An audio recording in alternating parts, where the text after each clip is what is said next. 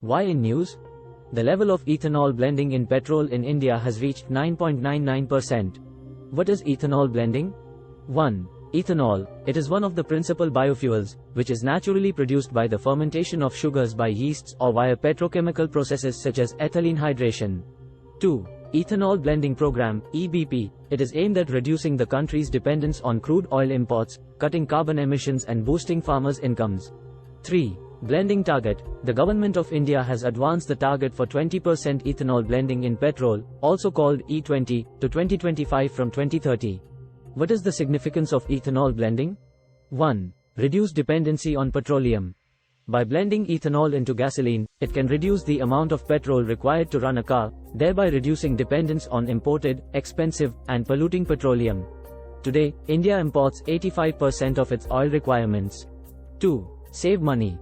India's net import of petroleum was 185 million tons in 2020-21 at a cost of $551 billion United States dollars.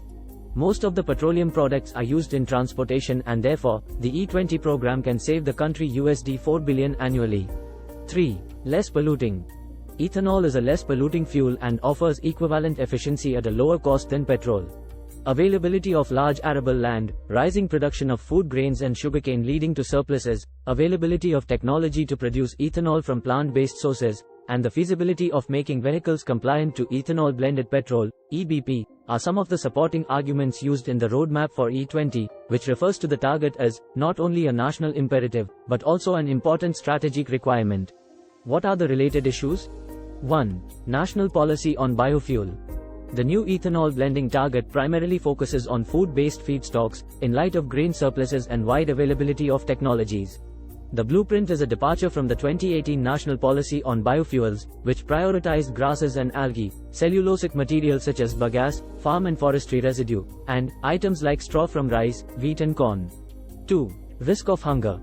The food grains meant for the impoverished are being sold to distilleries at prices cheaper than what states pay for their public distribution networks.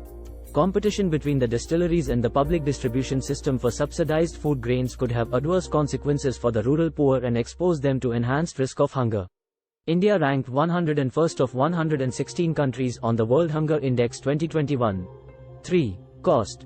Production of biofuels requires land. This impacts the cost of biofuels as well as that of food crops.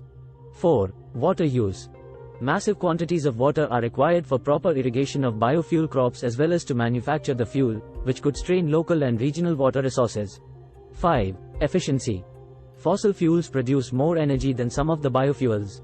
E.g., 1 gallon of ethanol produces less energy as compared to 1 gallon of gasoline, a fossil fuel. Way forward. 1. Ethanol from wastes.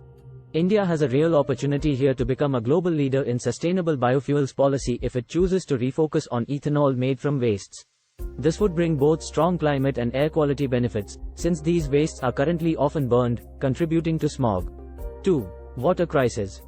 The new ethanol policy should ensure that it doesn't drive farmers toward water-intensive crops and create a water crisis in a country where its shortage is already acute.